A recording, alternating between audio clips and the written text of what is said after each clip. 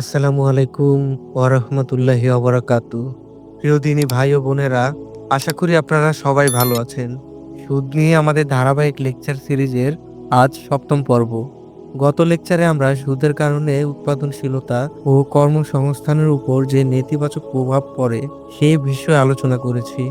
আজ আমরা সুদের আরও ২টি ভয়াবহ অর্থনৈতিক পরিণতি নিয়ে আলোচনা করব।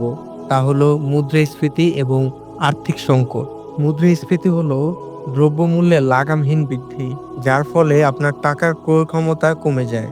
সুদ মুদ্রাস্ফীতির বৃদ্ধিতে একটি বড় ভূমিকা পালন করে। সুদের কারণে ব্যাংকগুলো সহজে ঋণ দিতে পারে। যখন সুদ কম থাকে তখন মানুষ ও ব্যবসা প্রতিষ্ঠান প্রচুর পরিমাণে ঋণ নেয়। বাজারে টাকার সরবরাহ বেড়ে যায়, যে কারণে যখন বাজারে মানুষের হাতে টাকা বেশি থাকে তখন তারা বেশি পণ্য ও সেবা কিনতে চায়। কিন্তু পণ্যের সরবরাহ যদি সেই হারে না বাড়ে তাহলে চাহিদা বেড়ে যাওয়ায় পণ্যের দাম বেড়ে যায়। ব্যবসায়ীরা যখন সুদে ঋণ নিয়ে উৎপাদন করে তখন সুদের খরচ তাদের পণ্যের উৎপাদন খরচে যোগ হয়। এই খরচ শেষ পর্যন্ত পণ্যের দামে যুক্ত হয়, যা ভোক্তাদের কাছ থেকে আদায় করা হয়। ফলে পণ্যের দাম এমনিতেই বেড়ে যায়। যখন এই দাম বাড়ে তখন শ্রমিকরা বেশি মজুরি চায়। মজুরি বাড়লে উৎপাদন খরচ আরও বাড়ে এবং পণ্যের দাম আবারও বাড়ে। এভাবে একটি দুষ্ট চক্র তৈরি হয়, যা মুদ্রাস্ফীতিকে বাড়িয়ে তোলে। সুদের কারণেই এই চক্রটি দ্রুত গতি পায়, কারণ ঋণের সহজলভ্যতা মানুষের খরচ করার প্রবণতাকে বাড়িয়ে দেয়। এই মুদ্রাস্ফীতিতে সবচেয়ে বেশি ক্ষতিগ্রস্ত হয় নিম্ন ও মধ্যবিত্ত মানুষ, যাদের আয় সীমিত। তাদের সঞ্চয়ের মূল্য কমে যায় এবং জীবনযাত্রার ব্যয় নির্বাহ করা কঠিন হয়ে পড়ে। সুদ শুধু মুদ্রাস্ফীতিই নয়, এটি বড় ধরনের আর্থিক সংকট এবং অর্থনৈতিক মন্দার অন্যতম প্রধান কারণ। ইতিহাস সাক্ষী, পৃথিবীর বহু বড় বড় অর্থনৈতিক বিপর্যয় সুদের বাড়াবাড়ি এবং ফটকাবাজির ফল। সুদের কারণে অতিরিক্ত ঋণের মাধ্যমে বাজারে এক ধরনের আর্থিক বুদবুদ তৈরি হয়। যেমন রিয়েল এস্টেট বা শেয়ার বাজারে যখন সুদে ঋণ নিয়ে অতিরিক্ত বিনিয়োগ করা হয় তখন কৃত্রিমভাবে দাম বেড়ে যায়। মানুষ মনে করে তারা দ্রুত লাভবান হচ্ছে, কিন্তু এই কৃত্রিমভাবে বাড়ানো দাম যখন আর ধরে রাখা যায় না তখন সে বুদবুদ ফেটে যায়।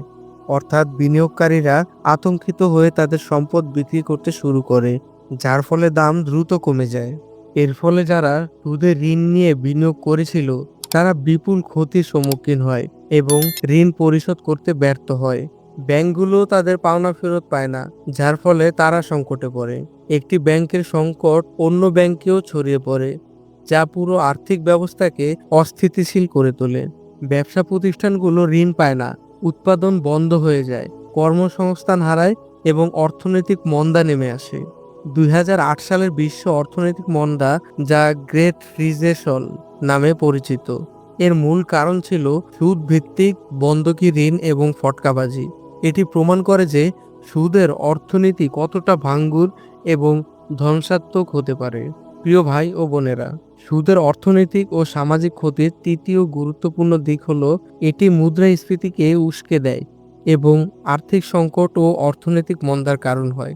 এটি কেবল ব্যক্তি বা প্রতিষ্ঠানের ক্ষতি করে না, বরং পুরো অর্থনীতিকে পঙ্গু করে দেয় এবং সমাজে ব্যাপক অস্থিরতা ও নৈতিক অবক্ষয় ঘটায়। ইসলাম এমন একটি সুস্থ অর্থনীতি চায় যেখানে মানুষের জীবনযাত্রার মান উন্নত হয়, সম্পদ স্থিতিশীল হয় এবং সবাই শান্তিতে বসবাস করতে পারে। আমাদের পরবর্তী লেকচারে আমরা সুদের আরো কিছু সামাজিক কুফল নিয়ে আলোচনা করব ইনশাল্লাহ। আল্লাহ তাআলা আমাদের সকলকে সুদ মুক্ত জীবনযাপনের তৌফিক দান করুন। আমিন।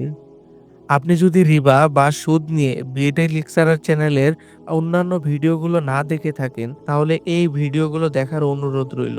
বিডি লেকচারার চ্যানেলে আপনি নতুন হয়ে থাকলে অনুরোধ করব চ্যানেলটি সাবস্ক্রাইব করবেন এবং আমাদের ভিডিওগুলো সবার আগে পেতে চাইলে বেল আইকনটিতে ক্লিক করে রাখুন। ধন্যবাদ।